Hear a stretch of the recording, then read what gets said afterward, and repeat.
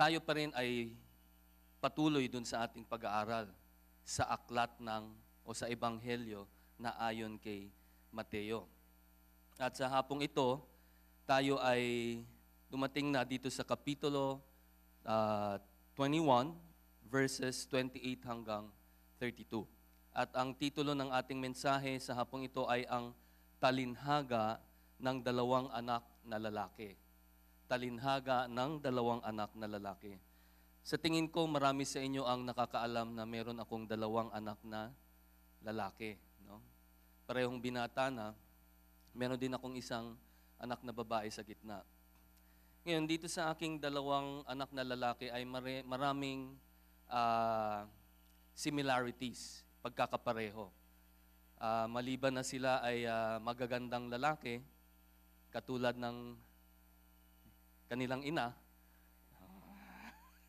Kanina nung sinabi ko sa Paranaque, katulad ng kanilang ama, pinagtawanan ako. Sabi ko, mga walang galang kayo. Anyway. No.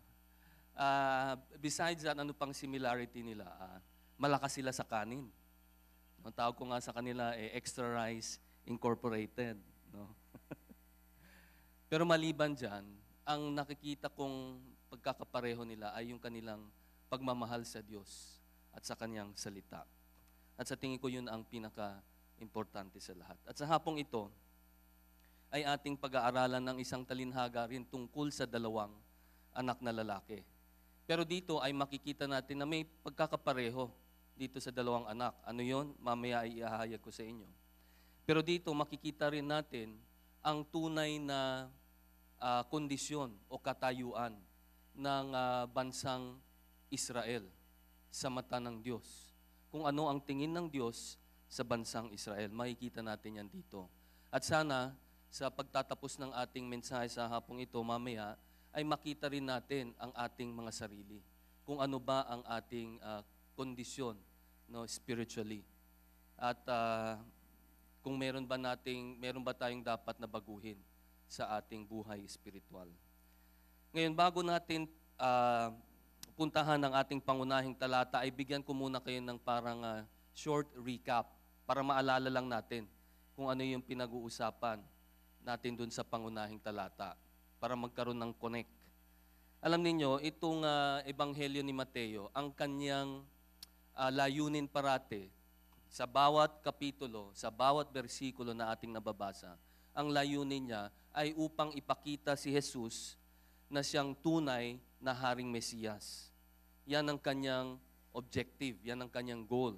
Na maipakita niya sa kanyang mga mambabasa at yung mga tagapakinig na rin na si Jesus ang tunay na Haring Mesiyas. Kaya kung titingnan ninyo ang Mateo, napakaraming mga propesiya na ipinakita dito si Mateo. At ganun na ang makikita natin dito sa chapter 21. Actually, yung umpisa pa lang ng chapter 21 ay may propesiya ng pinakita si Mateo kaagad tungkol sa Haring Mesiyas. At itong propesiya na ito ay hinayag mismo ni Isaias at saka ni Zechariah. No, itong dalawang propeta ay may binigay na propesiya tungkol sa Haring Mesiyas. At ano yon?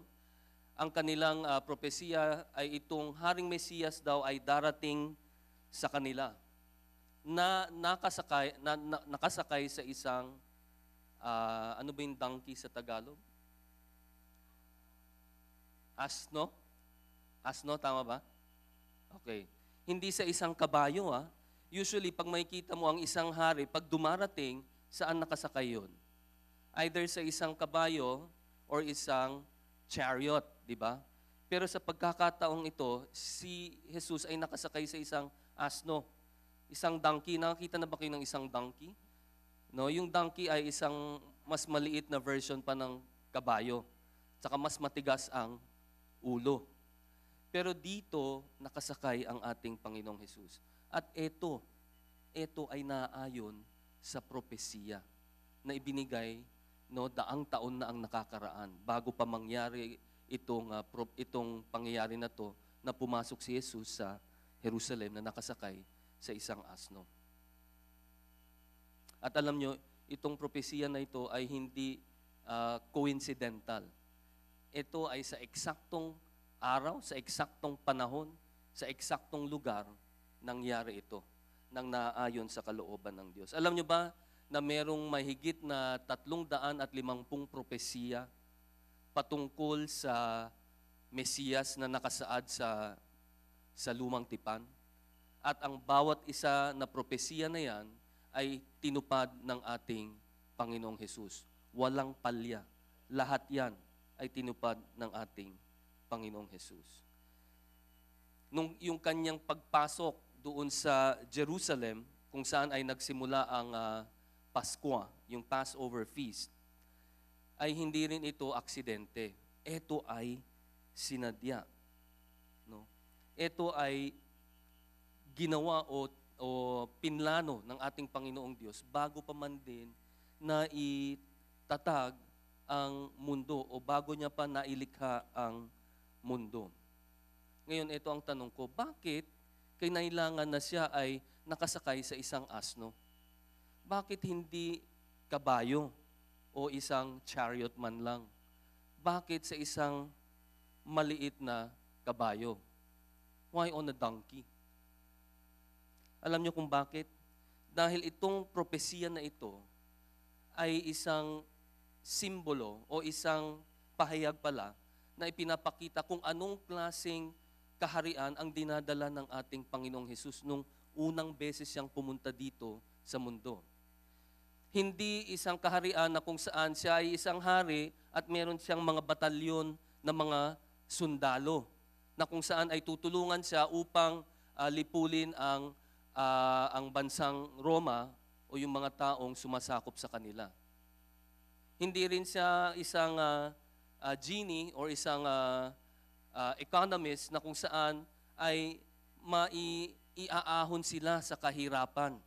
Yun ang iniisip ng mga Hudyo na magiging katangian nung isang haring Mesiyas.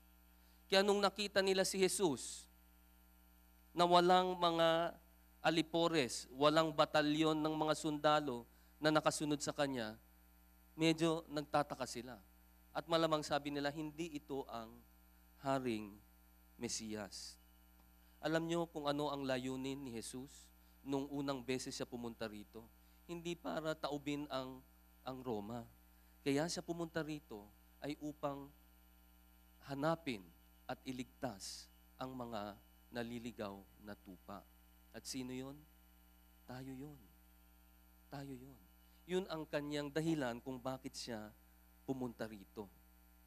Kaso, ang nasa isip ng mga Hudyo, pag dumating ang Haring Mesiyas, sigurado yan, tatalunin nila yung mga Romano.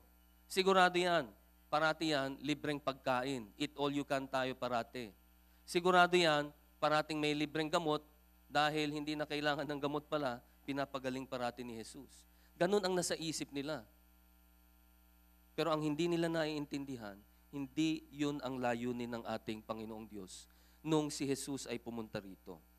Ang layunin niya, hanapin at iligtas ang mga naliligaw na tupa. At nung si Jesus ay nakapasok na ng Jerusalem, at alam naman natin na ito nga ay yung linggo ng Paskwa, no? Passover week. So, naturalmente, maraming mga pilgrims na dumarating from all over Israel, pumupunta sila sa Jerusalem upang magbigay ng handog at pagsamba dun sa kanilang Diyos. At alam nyo anong nangyari? Nung pagpasok ni Jesus, papunta sa Jerusalem na nakasakay sa isang asno, itong mga taong ito, na milyong-milyong tao na nandun nung panahon na yun. At pati yung mga bata, alam nyo anong ginawa nila? Hinubad nila ang kanilang outer garments, yung kanilang mga cloak, yung mga damit na panlabas, at inilatag sa sahig. Pumutol pa sila ng mga dahon at sanga at inilatag din sa sahig. Habang dumadaan ang Panginoong Jesus na nakasakay sa isang donkey. At alam nyo ano ang kanilang sinisigaw? Hosanna to the Son of David. Hosanna in the highest. Yun ang kanilang sinisigaw. Ito ay pagpapatunay lang na siya ang tunay na Haring Mesiyas. At ito rin ay isang katuparan nung propesiya na binigay nila Zechariah at ni Isaiah daang taon na ang nakakaraan. At sa mismong araw na yon, iyon ay natupad. Eksaktong-eksakto. Lugar, panahon, pati yung asno. Eksaktong-eksakto. Pero alam nyo, ano ang nakakalungkot dito? Itong mga taong naglatag ng kanilang damit, ng dahon, na sumisigaw na Hosanna in the highest, on that same week, nung si Jesus ay hinarap na, nung si Jesus ay hinuli at hinarap kay Pontius Pilato, alam nyo ano ang naging sigaw nitong mga taong to na sumisigaw na Hosanna? Ang sigaw na nila ay, crucify Him. Ipako siya sa krus. Wala pang isang linggo na nagdaan. Bumaligtad na. Bakit? Dahil yan ay naaayon sa plano ng ating Panginoong Diyos. At nung siya ay nandoon na sa Jerusalem, alam niyo ang pinakauna sa kanyang itinerary, anong ginawa niya? Pumunta siya diretso doon sa templo. Pinuntahan niya yung bahay ng kanyang tatay. At nung nakita niya kung ano ang nangyayari doon sa templo, nakita niya na ginawa itong parang palengke na kung saan ay napakaraming money changers at saka yung mga nagbebenta ng mga kalapate, mga ibon para pang-alay. Anong ginawa niya? Pinagsisisipa niya at pinagtatataob ang mga ito. Nagalit ang ating Panginoong Jesus. Bakit? Dahil binastos nila ang bahay ng kanyang ama. No? Ito ay binahiran nila ng kamunduhan, ng kasalanan. At ang nakakalungkot dito, yung mga taong dapat na sana ay nag-aalaga ng templo na yon, yung mga tao na sana ay nagpoprotekta dun sa mga taong pumupunta doon upang mag-alay at magsamba, ito pa yung mga taong siyang may pakana. Sila pa yung nagbibigay ng permit para itong mga tao na to ay pwedeng mag-conduct ng kanilang mga negosyo na hindi naman mabubuti. Kumbaga mga corrupt businesses.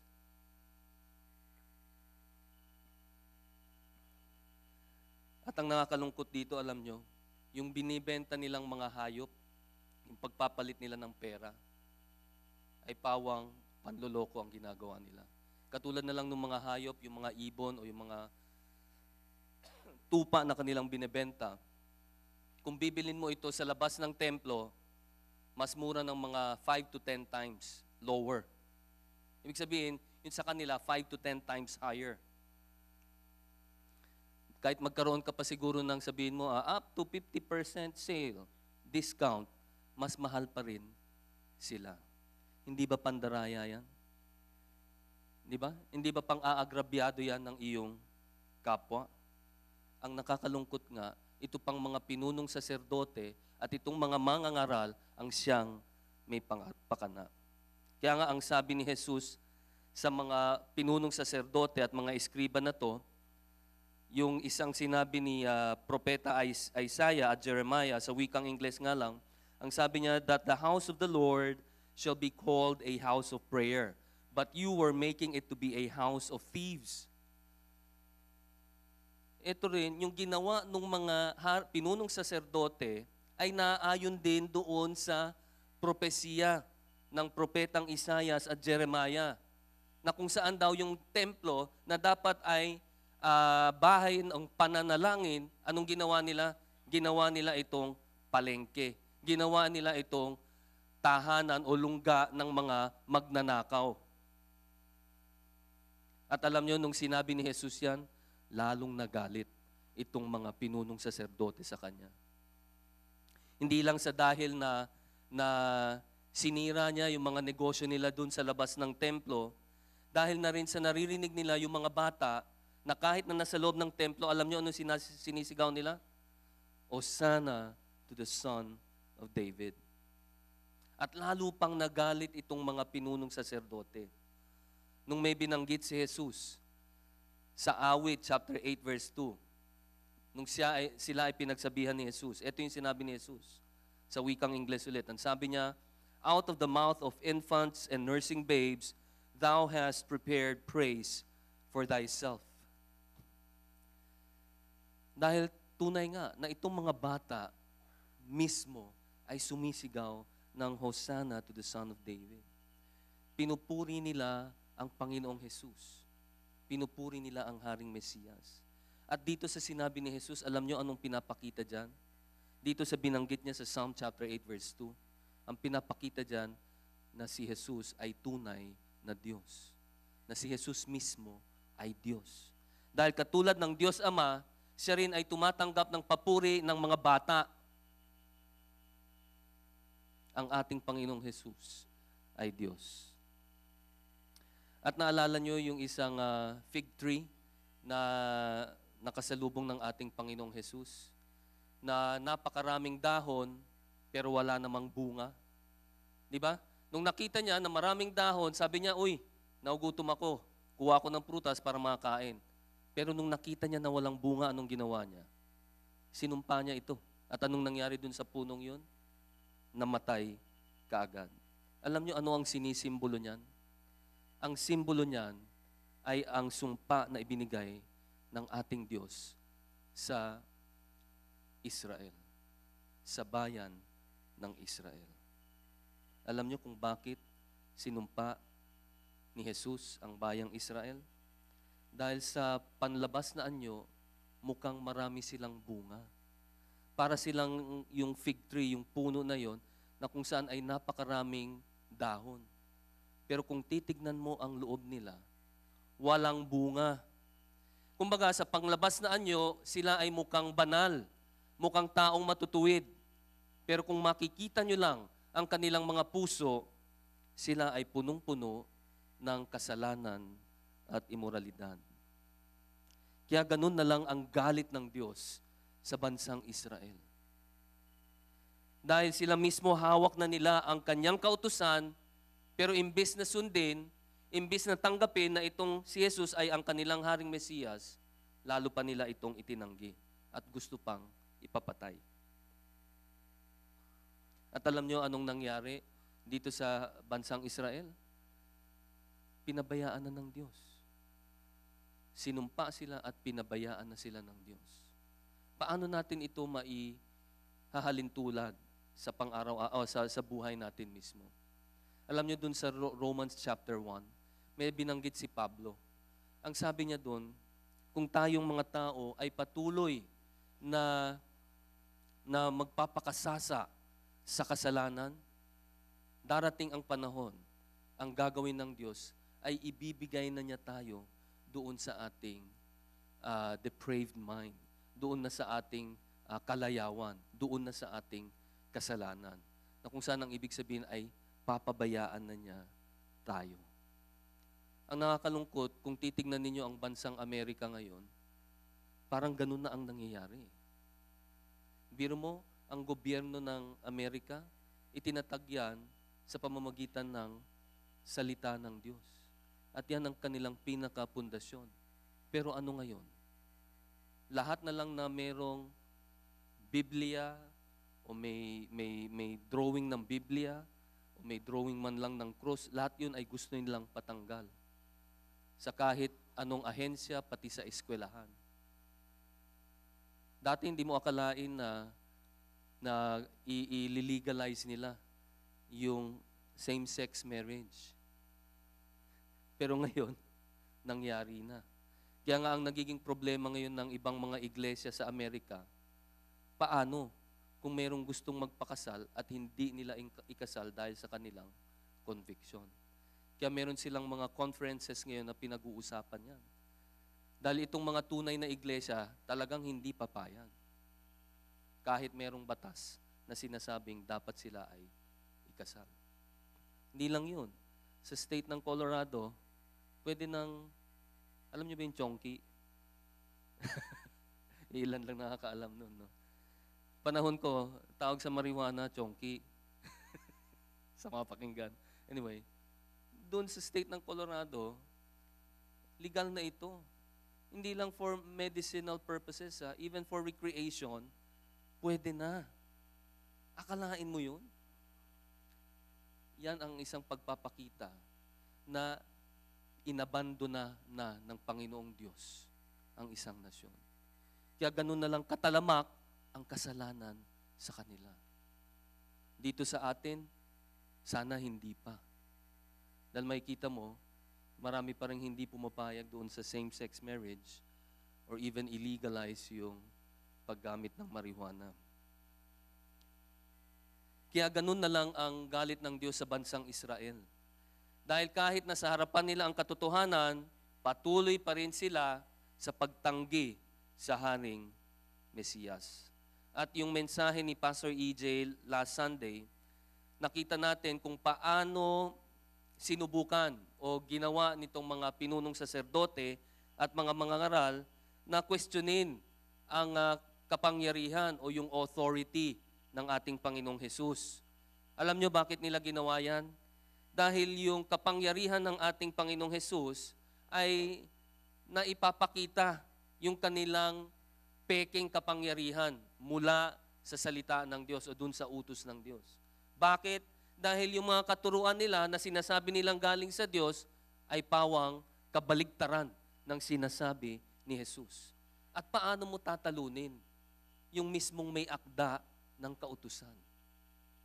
Kaya napapahiya sila at galit na galit sila kay Jesus. At dahil diyan, imbis na sila ay magsisi, na natili silang nagmatigas. Kaya anong ginawa ng ating Panginoong Jesus? Sila ay hinusgahan na. Sila ay isinumpa. Kaya nga ang Panginoong Jesus, imbis na sa kanila na magpahayag ng katotohanan, tinalikuran na sila. At sino na ang hinarap ng ating Panginoong Jesus? Yung mga hentil. Tayo yun, yung mga pagano. At yun ang ating konteksto, yun ang ating recap, no? So atin nang ngayong buksan yung ating mga Biblia sa Mateo chapter 21. Babasahin natin yung verse 28 hanggang verse 32. Pwede ho ba tayong magsitayo? At ating basahin yung verse 28 hanggang verse 32. Sabay-sabay po nating basahin yan. Ngunit sa palagay ninyo, may isang tao na may 2 anak na lalaki. Lumapit siya sa una at sinabi, "Anak, pumunta ka ngayon sa ubasan at gumawa ka roon." Sumagot siya, "Ayaw ko." Ngunit nagsisi siya at pumunta rin pagkatapos. Lumapit siya sa pangalawang anak at gayon din ang sinabi. Sumagot siya, "Pupunta ako." Ngunit hindi siya pumunta. Sino sa kanilang dalawa ang gumanap ng kalooban ng ama? Sinabi nila sa kanya, ang una. Sinabi ni Jesus sa kanila, "Katotohanang sinasabi ko sa inyo, ang mga maniningil ng buwis at mga patutot ay mauuna sa inyo sa pagpasok sa paghahari ng Diyos. Ito ay sapagkat dumating sa inyo si Juan sa daan ng katuwiran at hindi ninyo siya pinaniwalaan. Ngunit pinaniwalaan siya ng mga maniningil ng buwis at ng mga patutot. Samantalang kayo, nakita ninyo ito, ngunit hindi pa rin kayo nagsisi at naniwala sa Kanya." Tayo po ay manalangin.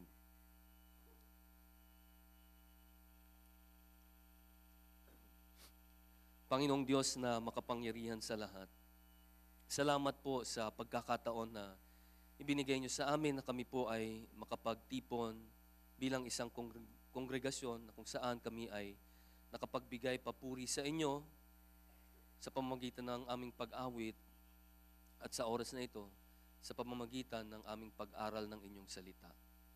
Panginoon, huwag niyo sanang hayaan na kami ay gambalain ng aming kaaway.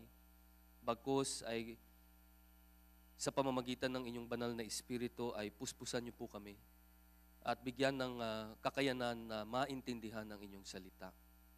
Na sana po ang bawat isa ay dumating sa punto na kung saan ay isa sa buhay ang bawat katotohanan na maririnig nila ngayon mula sa pulpitong ito.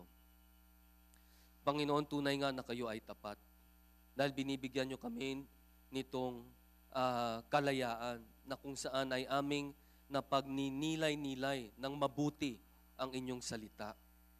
At hindi katulad ng ibang mga ngaral na kung saan ay minsan ay hindi mo na maintindihan kung saan nila napulot ang kanilang mga ideya at ang kanilang mga kapaliwanagan.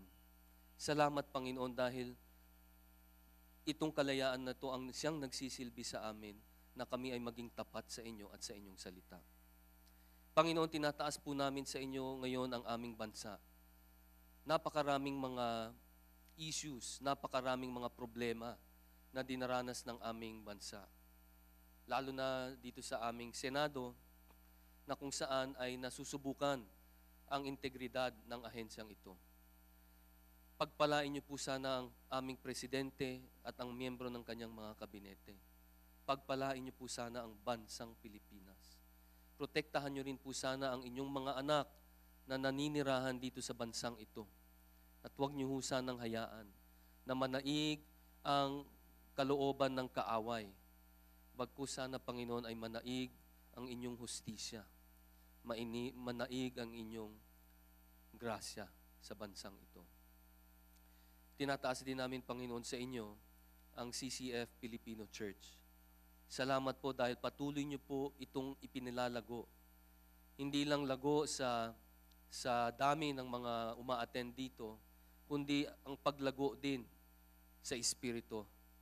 Dahil alam ko po, Panginoon, na ang bawat isa ay nakakaalam ng mga katotohanan na nanggagaling sa inyong salita. At ang panalangin ko, sana ang bawat katotohanan nga na kanilang nakukuha dito sa pulpitong ito ay kanilang maisabuhay.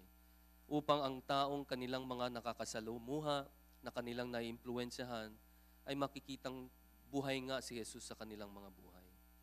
Panginoon, alam ko rin na marami sa aking mga kapatid ang dumaranas ng mga pagsubok sa kanilang buhay. Panginoon, kayo na po sana ang siyang magbigay ng lunas, mag-provide, magbigay ng kagalingan sa kung anumang problema ang mayroon sila. Kaya kami ay lumalapit sa inyo at nagmamakaawa. Tulungan niyo kami, Panginoong Jesus. Tulungan niyo kami, aming Diyos Ama. At sa mga nalalabi pang oras, Panginoon, naway kayo po sana ang siyang magsalita. Tinataas ko sa inyo ang aking kahinaan, hindi lamang po sa aking pisikal na pangangatawan, pati na rin po sa aking spiritual na pangangatawan, Panginoon. Kayo po sana ang siyang manguna. Kayo po sana ang siyang magsalita para sa aming lahat. Salamat po, Panginoon. Ito po ang aming samot dalangin sa matamis sa pangalan ni Jesus. Amen. Okay, magsiupo ho tayo.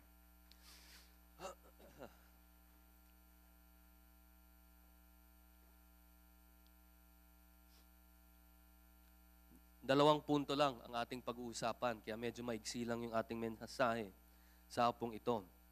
Una ay ang talinhaga at yung pangalawa ay ang pagsaway.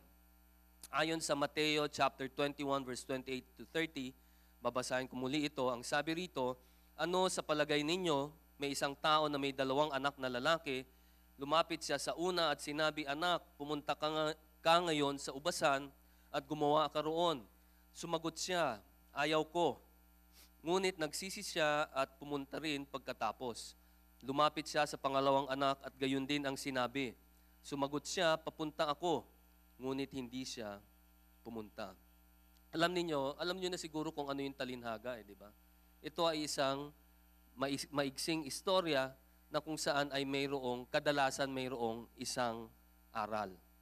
At kadalasan ginagamit ng ating Panginoong Hesus ang isang talinhaga upang kunin ang atensyon ng kanyang mga tagapakinig. Kung medyo inaantok-antok na sila, ang gagawin niya, magbibigay siya ng istorya ng talinhaga. At kadalasan, ito rin ay ginagamit niya upang maging salamin ng mga taong umuusig sa kanya.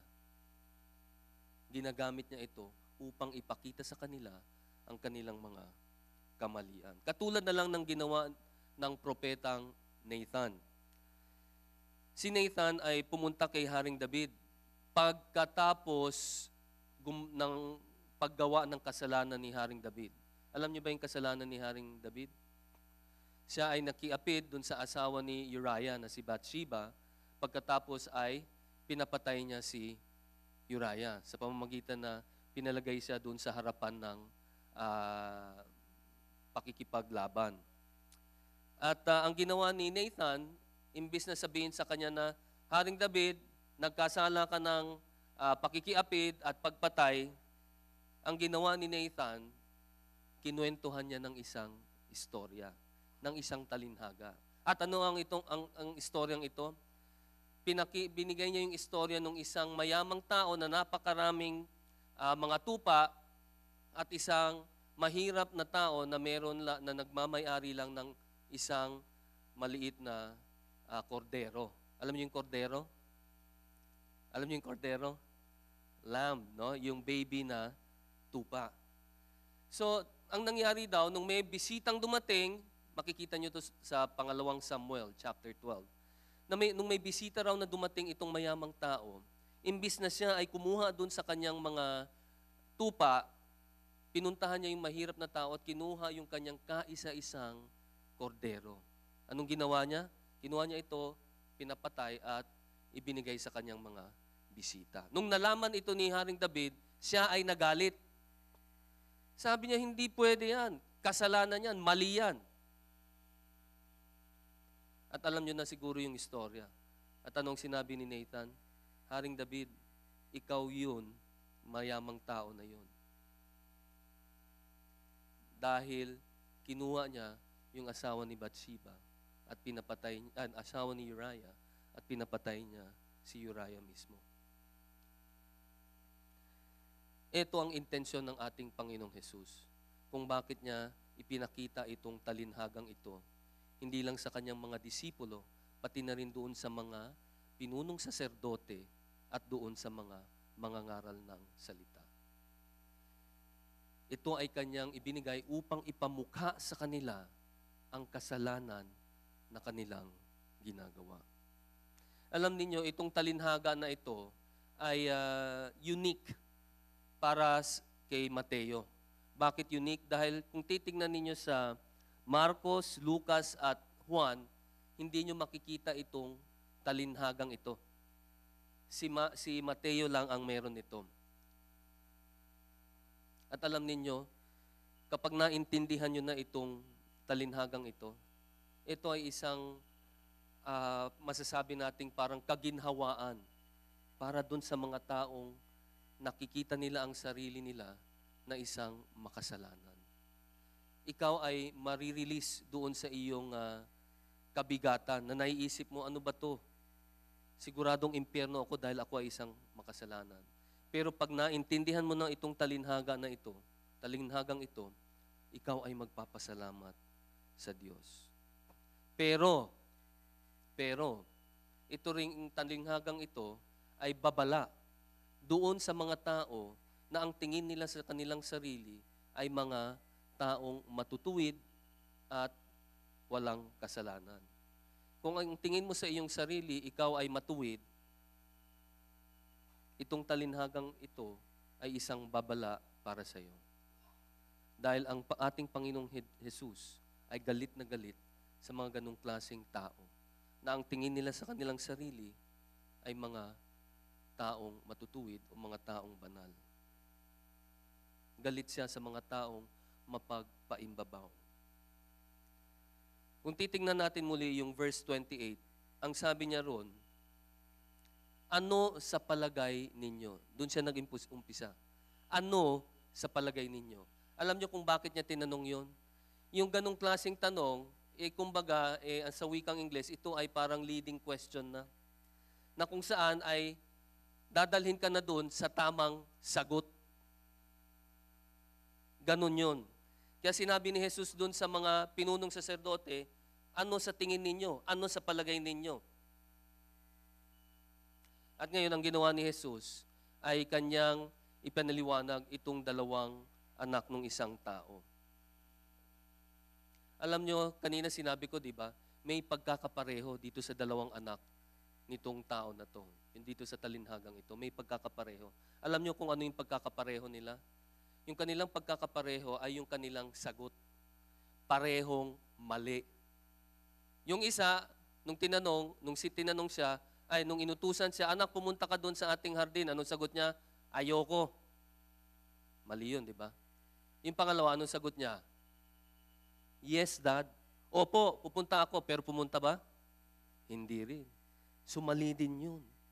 Alam niyo anong pinapakita ng ating Panginoong Jesus dito sa dalawang anak na to?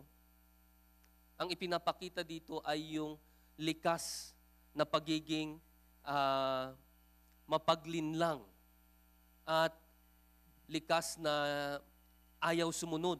Kumbaga, yung likas natin na pagiging isang makasalanan ay kitang-kita dito sa dalawang anak na ito. Biro mo, kung sila ay magtatrabaho doon mismo sa kanilang hardin, sa kanila yun eh. Kapag sila ay nagtrabaho doon, kung ano man yung bunga, kanino mapupunta yun? Sa kanila rin. Pero hindi sila sumunod. Diyan pinapakita yung ating nature, yung ating sinful nature. Ganun tayo. Kung wala ang banal na espiritu sa atin, sigurado yan. Parati tayong gagawa ng kasalanan. Parati tayong susuway sa utos ng Diyos. Tignan natin ngayon yung unang anak na ipinakita dito. Sa Mateo chapter 21 verse 28 to 29 ulit. Ang sabi rito, ano sa palagay ninyo? May isang tao na may dalawang anak na lalaki. Lumapit siya sa una at sinabi, anak, pumunta ka ngayon sa ubasan at gumawa ka roon. Sumagot siya, ayoko. Ngunit nagsisi siya at pumunta rin pagkatapos. Yung salitang nagsisi sa wikang Ingles ay ano? Repent, di ba? Pag ito ay isasalin mo sa wikang Greko, ang ibig sabihin niyan ay pagbabago ng isip. A change of mind.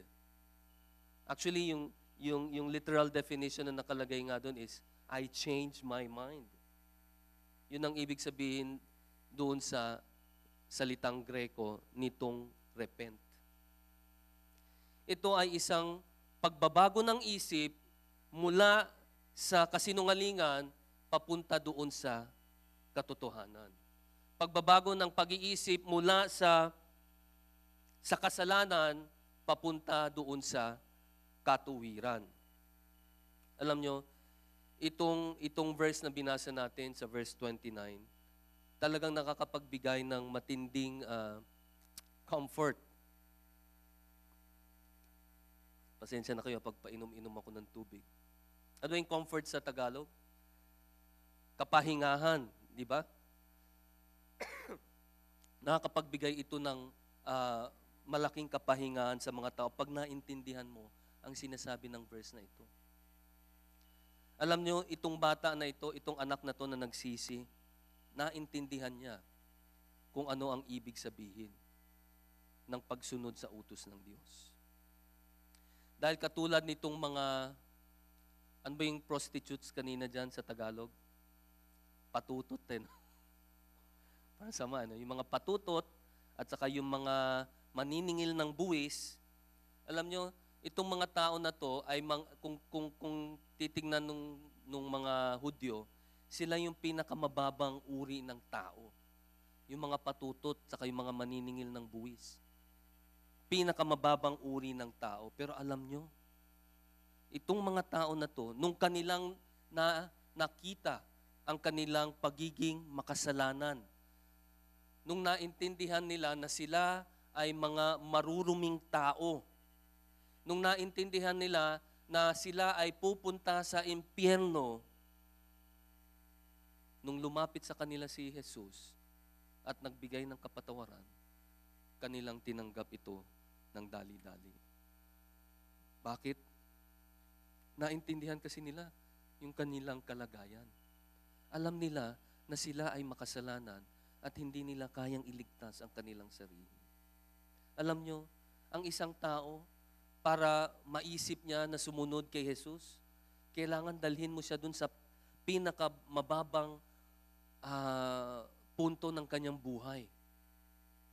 Pagka nakita na niya na siya ay tunay na isang makasalanan, dun pa lang siya magsisisi. Pero hanggat hindi siya dumating sa punto na yon, kahit anong sabihin mo na magsisi ka na, marami silang palusot.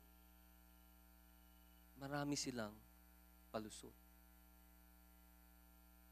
Pero pag naintindihan mo na ikaw ay isang makasalanan, sigurado yan, agad-agad, luluhod ka sa harapan ng ating Panginoong Hesus. Kaya nga, sabi sa Mateo chapter 5 verse 3, ang sabi riyan, pinagpala ang mga mapagpakumbabang loob sapagkat sa kanila ang paghahari ng langit. No? Sa wikang Ingles, blessed are the poor in spirit. Poor in spirit. Alam nyo, sa mga pinunong saserdote, sa mga pariseyo, sa mata nila, pag sinabi mo na ikaw ay poor in spirit, para sa kanila, ikaw ay siguradong pupunta na sa impyerno. Bakit? Sabi mo poor in spirit ka eh. Ibig sabihin, hindi nila nasusunod yung mga ritual at yung mga utos na gawa-gawa nila. Nagawa-gawa nitong mga pariseyong ito. Hindi nasusunod ng mga tao, kaya sila ay poor in spirit. Pero sila, araw-araw, ginagawa nila yan. Araw-araw, sinusunod nila yan. They fast twice a week. They give their tithes.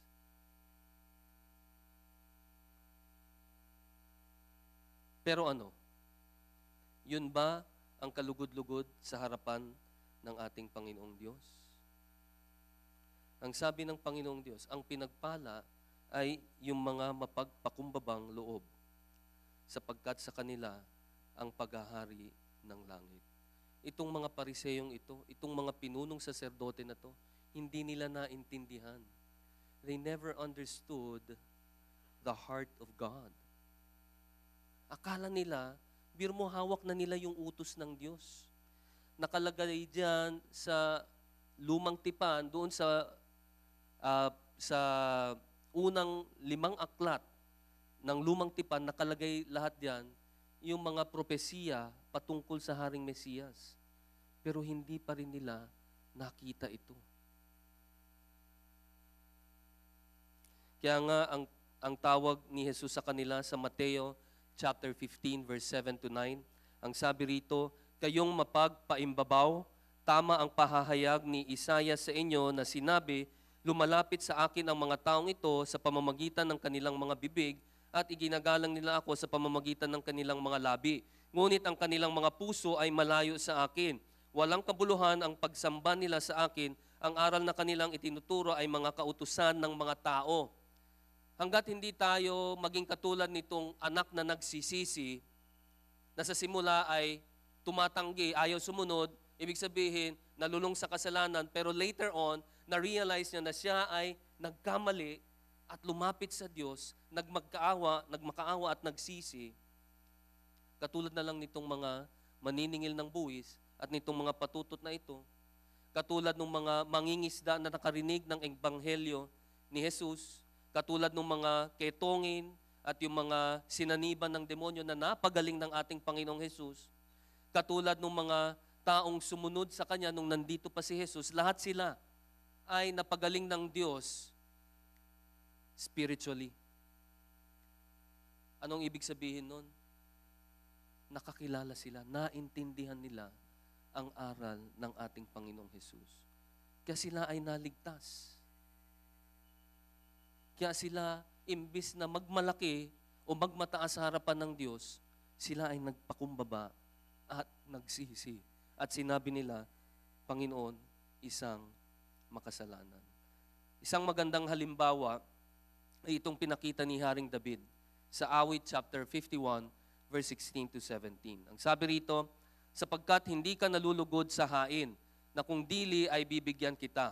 Wala kang kaluguran sa handog na susunugin. Ang mga hain sa Diyos ay bagbag na loob, isang bagbag at may pagsisising puso. O Diyos, ay hindi mo wawaling kabuluhan. Wawaling kabuluhan. Ang sinasabi ni Haring David dito, na kung tayo ay nagkasala sa Diyos, wala daw pwedeng sa wikang Ingles, appease doon sa puso ng ating Panginoong Diyos.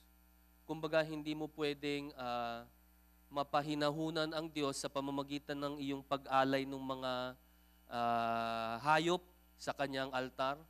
Hindi niya gusto yun. Alam niyo kung ano lang ang makakapag palumanay sa ating Panginoong Diyos kapag tayo ay nagkasala? Ito yung sinabi niya. Ang mga hain sa Diyos ay ano? Bagbag na loob. Isang bagbag at may pagsisising puso. Sa wikang Ingles, a broken spirit and a contrite heart you will not despise. Yun lamang ang hinihiling ng Diyos at wala ng iba. Alam ninyo, ang puso na may pagsisisi, ito ang ebidensya ng iyong pananampalataya. Kung sinasabi mo na ikaw ay isang Kristiyano at hindi ka nagsisisi doon sa iyong kasalanan, sinong niloloko mo? Lelang mo. Sabi mo, Kristiyano ka, pero patuloy ka doon sa kasalanan mo.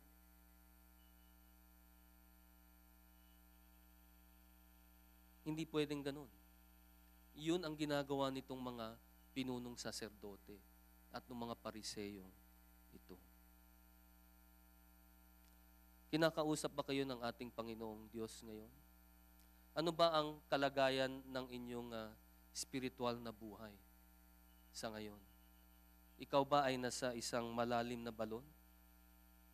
Alam nyo, kahit gaano pa kalalim yun, kung ikaw lamang ay lalapit sa Kanya ng may pagsisisi, kayang-kaya niya Kanyang hatakin at tanggalin doon sa malalim na balon na iyon.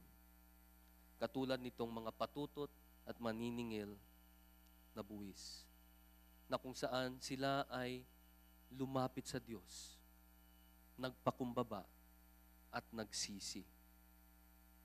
Ano ba ang ibig sabihin ng pagsisisi? Pagbabago ng isip. Pagtalikod sa kasalanan.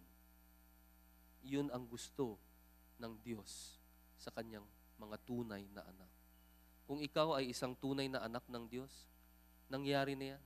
Yung pagsisisi na yan. Hindi ko sinasabing hindi ka na magkakasala, pwede ka pa rin magkasala. Pero once na ikaw ay nagkasala, kaagad yan. Magsisisi ka.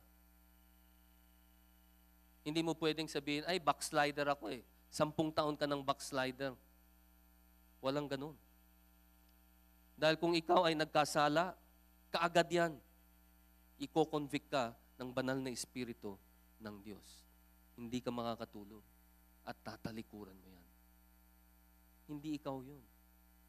Gawain yan ng banal na espiritu na siyang nananahan sa iyo. Tignan natin sa Mateo. Punta na tayo dun sa pangalawang anak, yung mapagpaimbabaw na anak.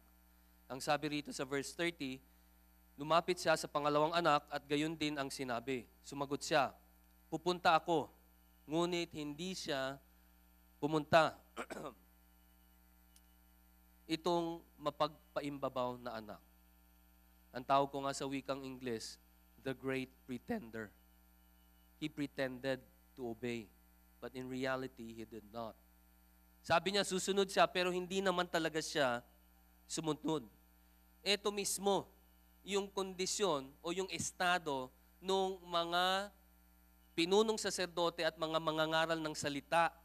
Ito yung estado mismo ng bansang Israel, na kung saan sinasabi nila na sila ay mga anak ng Diyos, pero kung titignan mo yung gawain nila, puro kabaligtaran ng utos ng Diyos.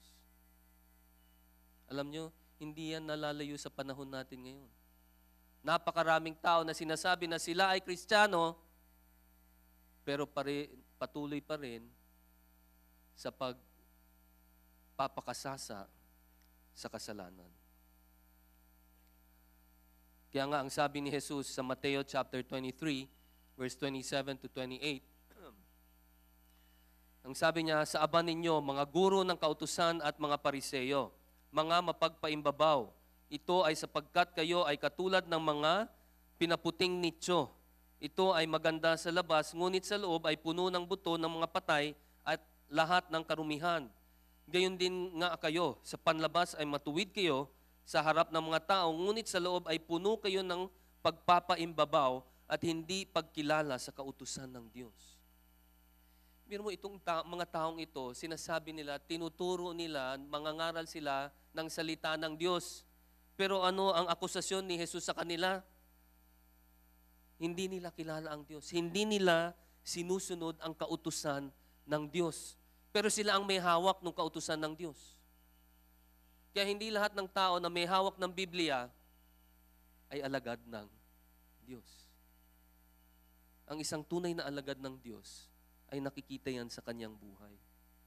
Isinasa buhay niya ba ang kanyang natututunan? Kung hindi, para kang mga pariseyong ito na pinaputing nicho, na sa labas ay mukhang malinis, pero sa loob ay punong-puno ng buto ng mga patay at karumihan. Yan ang tunay na kalagayan ng mga Israelitang ito. Yan ang tunay na kalagayan nitong mga pinunong saserdote at mga eskribang ito. Sinasabi nila, sumusunod sila sa utos ng Diyos, pero tinatanggihan nila ang may akda ng mga utos na yun. Paano nangyari yun?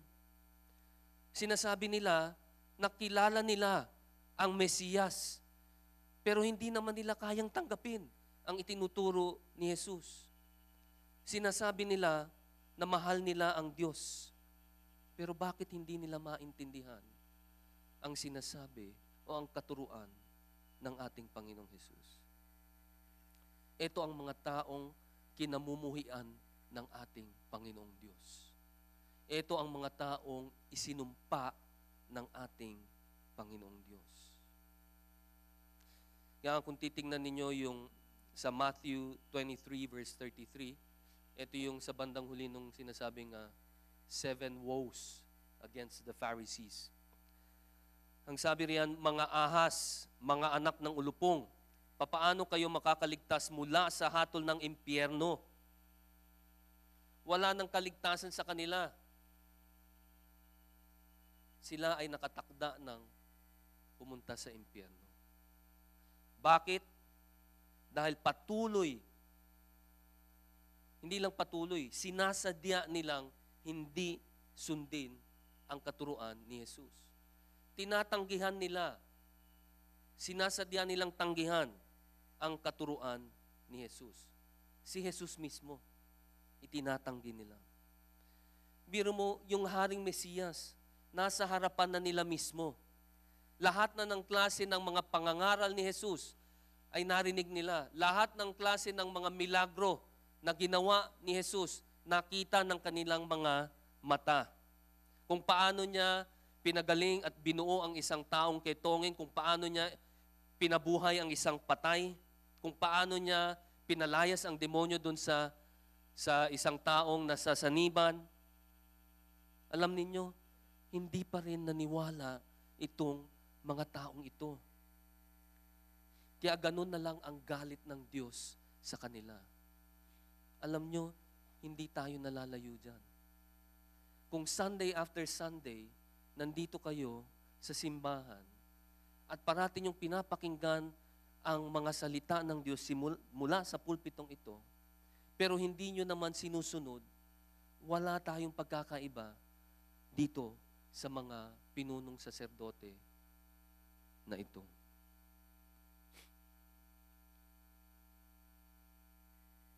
Kaya ganun na lamang ang galit ng Diyos sa kanila. Kung titignan natin ang ating sarili ngayon, anong masasabi natin sa ating spiritual na kondisyon? Katulad ba tayo nitong mga mapagpaimbabaw na mga pinunong saserdote?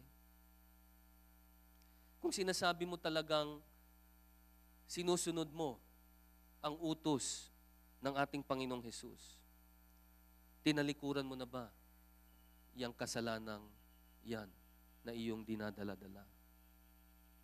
Yang hindi kalugod-lugod na relasyon?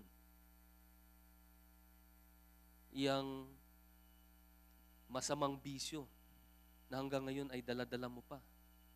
O di kaya isang klaseng negosyo na hindi kalugod-lugod sa ating Panginoon? Tinalikuran mo na ba ang lahat ng iyon? Dahil kung hindi, para ka rin itong mapagpaimbabaw na anak. Nandito na tayo sa ating huling punto. Yung kanina, ang talinhaga, 2 punto lang, di ba? Ngayon, ang pagsaway. Maigsi lang naman to. Verse 31 and 32. Sino sa kanilang dalawa ang gumanap ng kalooban ng Ama? Sinabi nila sa kanya, ang una, sinabi ni Jesus sa kanila, katotohanang sinasabi ko sa inyo, ang mga maniningil ng buwis at mga patutot ay mauuna sa inyo sa pagpasok sa paghahari ng Diyos. Ito ay sapagkat dumating sa inyo si Juan sa daan ng katuwiran at hindi ninyo siya pinaniwalaan. Ngunit pinaniwalaan siya ng mga maniningil ng buwis at ng mga patutot. Samantalang kayo, nakita ninyo ito, ngunit hindi pa rin kayo nagsisi at naniwala sa Kanya. Nakita ninyo ang katalinuhan ng ating Panginoong Jesus. Alam nyo ba na itong mga pariseyo, itong mga pinunong saserdote, gustong-gustong hulihin si Jesus na magkamali sa Kanyang pananalita. Kaya parati silang nakasunod kung nasaan si Jesus. At maraming mga tanong na ibinabato sa Kanya na parati naman ay nasasagot ng ating Panginoong Jesus. Pero dito, kung mapapansin ninyo, even yung sa last Sunday's message, nung nagtanong sila, hindi na sila sinagot ni Jesus Nagtanong din si Jesus sa kanila. At sila ang hindi makasagot. This time around, napasagot ni Jesus itong mga pinunong saserdote na ito. Bakit sila nakasagot? Alam nyo, yung tanong kasi ni Jesus, kumbaga ang tawag natin dyan, common sense Common sense na lang. Di ba? Pag sinabi, yung isa umoo at hindi sumunod, at yung isa ay sa una ay nagsabi ng ayoko pero sumunod, alin ang mas okay doon? Common sense lang, di ba? Siyempre sasabihin mo, di yung sumunod. Kaya yun ang sinagot nitong mga pariseyong, itong mga pinunong saserdote na to. Sabi nila, di siyempre yung una, proud pa sila niyan. Kumbaga iniisip nila, akala mo alam namin yung sagot, yung una. Akala nila, naisahan nila ang Panginoong Jesus. Pero ang hindi nila alam, sila ang naisahan. Dahil naipakita ni Jesus mismo kung ano ang kanilang tunay na kalagayan. Kaya itong talinhagang ito ay kumbaga ay sampal sa kanila upang ipakita kung sino talaga sila. At doon sa binanggit ni Jesus, at doon sa sinagot nitong mga pinunong saserdote na ito, alam niyo, ito ay nakasaad sa lumang tipan. Ano yung nakasaad dito sa lumang tipan ay yung kung paano maghusga ang ating Panginoong Diyos. Tingnan natin sa Ezekiel chapter 18, verse 21 to 24. No, dito makikita natin yung batayan ng Panginoong Diyos sa kanyang pagpapatawad o sa kanyang paghahatol. Ito yung batayan. Ang sabi rito sa verse 21, ngunit kung ang masama ay humiwalay sa kanyang lahat na kasalanan na kanyang nagawa at ingatan ang lahat ng aking mga palatuntunan at gumawa ng tapat at matuwid, siya ay walang pagsalang mabubuhay. Siya ay hindi mamamatay. Wala sa kanyang mga pagsalangsang na nagawa niya na aalalahanin laban sa kanya. Sa kanyang katuwiran na kanyang ginawa ay mabubuhay siya. Mayroon baga akong anumang kasayahan sa kamatayan ng masama? Sabi ng Panginoong Diyos, at hindi baga mabuti na siya'y humiwalay sa kanyang lakad at mabuhay? Ngunit pagka ang matuwid ay humiwalay sa kanyang katuwiran at gumawa ng kasamaan at gumawa ng ayon sa lahat ng kasuklam-suklam na ginagawa ng masamang tao, mabubuhay baga siya? Walang aalalahanin sa kanyang mga matuwid na gawa na kanyang ginawa, sa kanyang pagsalangsang na kanyang isinalangsang at sa kanyang kasalanan na kanyang ipinagkasala sa mga yaon, mamamatay siya. Simple lang ang sinasabi ng Diyos dito. Kapag ang isang makasalanan ay tumalikod sa kanyang kasalanan at nagsisi, siya ay mabubuhay. Pero at kakalimutan na yung mga kasalanan na kanyang ginawa. Pero ang isang taong matuwid, na kapag siya ay gumawa ng kasalanan at patuloy na nagkasala, lahat ng mabuti na kanyang o lahat ng matutuwid na bagay na kanyang ginawa, baliwala na yun. Kakalimutan na yun. At anong mangyayari sa kanya? Siya ay mamamatay. Yan ang penalty. Walang pagkakaiba doon sa talinhaga na ibinigay ng ating Panginoong Hesus. Di ba? Itong mga pinunong saserdote, sinasabi nila sila ay mga matuwid na tao pero ayaw magsisi sa kanilang mga kasalanan. Magdurusa sila sa impyerno. Pero doon sa mga makasalanan, katulad nung maniningil ng buwis, nung mga patutot, dahil sa sila ay nagsisi, kahit napakaraming kasalanan na kanilang ginawa, sila ay pinatawad pa rin ng ating Panginoong Diyos. Kaya kung titingnan ninyo sa Lucas chapter 13 verse 3, ang sabi riyan, sinasabi ko sa inyo, hindi, malibang magsisi kayo, lahat kayo ay mapapahamak sa ganitong paraan. Sa wikang Ingles, unless we repent, we will all perish. Kung hindi tayo magsisi, lahat tayo ay mapapahamak. Kaya nga ang sabi ni Jesus sa verse 31, sinabihan niya itong mga pinunong saserdote at mga mangangaral. Ang sabi niya, ang mga maniningil ng buwis at mga patutot ay mauuna sa inyo sa pagpasok sa paghahari ng Diyos. Talagang mauuna sila. Bakit? Kasi may iwan itong mga pinunong saserdote na to. Biro mo itong mga tao na ang tingin nitong mga pinunong saserdote, itong mga tao na mga patutot at maniningil ng buwis, ang tingin nila ay napakababang uri ng tao. Biro mo sila pa ang makakapasok sa kaharian ng Diyos. Ang iniisip nila, sila ang mauuna. Pero ang sinasabi ng Diyos, hindi. Mauunahan kayo at kayo ay maiiwan. Bakit?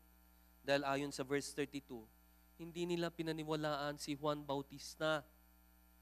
Hindi nila pinaniwalaan ang mga gawain ni Juan. Kahit na nakita nila na maraming taong pumupunta at sumusunod kay Juan dahil dun sa mensaheng kanyang ipinapalaganap. Naalala nyo ba yung mensahe ni Juan Bautista? Mangag sisi kayo. Yun lang ang mensahe ni Juan Bautista. Bakit mangagsisi kayo? Dahil yun ang pangangailangan ng mga makasalanang tao. Hindi pera, hindi kagalingan ng ating pisikal na katawan. Ang kailangan natin, mailigtas tayo mula sa impyerno. Kaya kailangan nating magsisi. Sabi sa pangalawang Korinto chapter 7 verse 10, ito ay sapagkat ang kapighatiang mula sa Diyos ay nagdudulot ng pagsisising patungo sa kaligtasan at hindi dapat pagsisihan. Ang kapighatiang mula sa sanlibutan ay nagdudulot ng kamatayan. Ang sabi rito, ang kapighatian na galing sa Diyos, ito daw ay magdadala sa iyo sa pagsisisi, patungo sa iyong kaligtasan. That is why yung ating kaligtasan ay hindi galing sa atin. Ito ay galing sa Diyos. Kaya nga tinawag tayong mga hinirang dahil tayo ay Kanyang pinili. Hindi dahil sa tinanggap mo siya bilang iyong tagapagligtas, kaya ka naligtas. Hindi. Dahil gumawa siya ng paraan na mamulat ang iyong mata at makilala mo kung sino siya. At nung nakita mo ang iyong tunay na kalagayan, na ikaw ay isang masamang tao, makasalanang tao, nung makita mo yun, ikaw ay nagsisi. At ginawa mo siyang tagapagligtas at Panginoon ng iyong buhay. Ngayon nakita natin itong mensahe na ito. Paano natin ito maita-translate sa pang-araw-araw na buhay? Alam niyo, nung nakita ko itong sabihin nating pag-uugali nitong mga pinunong saserdote at mga ngaral ng salita, ang naisip ko parati ay yung mga taong sa wikang Ingles ang tawag natin ay self-righteous. Na ang tingin nila sa sarili nila na sila ay matuwid. Matuwid, bakit? Kasi nagsisimba ako every Sunday, nagsisimba ako pati Miyerkules, uma-attend ako ng Bible study, meron pa nga akong ministry, tumutulong ako sa mga may hirap. Pero alam ninyo, sa mata ng Diyos, hindi yan ang makakaligtas sa iyo. Ano ang gusto ng Panginoong Jesus? A broken spirit and a contrite heart. Yung taong nagpakumbaba at ipinakita ang kanyang pagsisisi. Alam niyo ang nakakatakot? Akala natin minsan yung mga taong mapagpaimbabaw, sa labas lang ng iglesia natin nakikita ito. Huwag kayong mabigla na makita nyo rin ito sa loob mismo ng ating iglesia. Na kung saan itong mga taong ito, mabilis pa magtuturo kung sino yung mga taong makasalanan. Pero hindi niya makita yung sarili niyang kasalanan. Mabilis silang mag-condemn kaysa mag-restore. Itong mga taong ito, may hawak pang Biblia. Pero ano ang ginagawa nila sa salita ng Diyos? Ginagamit pa nga nila ito para makasakit ng ibang tao. Pero meron din isang extreme. Yung isang extreme naman, ginagamit yung salita ng Diyos para sa kalokohan. Napawang mali. Mga kapatid ko, kung tunay nga na nakikilala natin kung sino ang ating Panginoong Hesus, kung tunay nga na naiintindihan natin ang kanyang salita, alam nyo, ang Biblia, ang kanyang salita, dapat ito ay magsilbing salamin para sa atin. Salamin upang makita natin ang ating sariling mga kasalanan at hindi tayo magtuturo ng iba. Katulad ng mga Pariseo. Katulad na lang nitong talinhaga na aking babasahin sa inyo bago tayo manalangin. Dito sa Lucas chapter 18 verse 9 to 14. Ang sabi rito, may ilang mga nagtiwala sa kanilang mga sarili na sila ay matuwid at hinamak nila ang iba. Sa kanila ay sinabi rin ni Jesus ang talinhagang ito. 2 lalaki ang umahon sa templo upang manalangin. Ang isa ay Pariseo at ang isa ay maniningil ng buwis. Tumayo ang Pariseo at nanalangin siya sa kanyang sarili ng ganito. Diyos, pinasasalamatan kita na hindi ako katulad ng ibang tao. Hindi ako katulad nila na mga mangingikil, mga hindi matuwid at mga ngalunya. Hindi rin ako katulad ng maniningil ng buwis na ito. 2 ulit akong nag-aayuno sa isang linggo. Nagbibigay ako ng ikapu sa lahat ng bagay na aking tinatangkilik. Ngunit ang maniningil ng buwis na nakatayo sa malayo ay hindi man lamang niya itinataas ang kanyang paningin sa langit. Sa halip, kanyang binabayo ang kanyang dibdib. Sinabi niya, Diyos, pagkalooban mo ako ng iyong habag. Ako na isang makasalanan. Sinasabi ko sa inyo, ang taong ito ay umuwi sa kanyang bahay na pinaging matuwid at ang isa ay hindi. Ito ay sapagkat ang bawat isang nagtataas ng kanyang sarili ay ibababa at ang bawat isang nagpapakumbaba ay itataas. Alin ba tayo dito sa dalawa? Katulad ng Pariseo o katulad ng maniningil ng buwis? Napakaganda nung illustration na binigay sa atin ng Panginoong Jesus dito sa talinhagang ito. At lalo nating pagtuunan ng pansin itong maniningil ng buwis.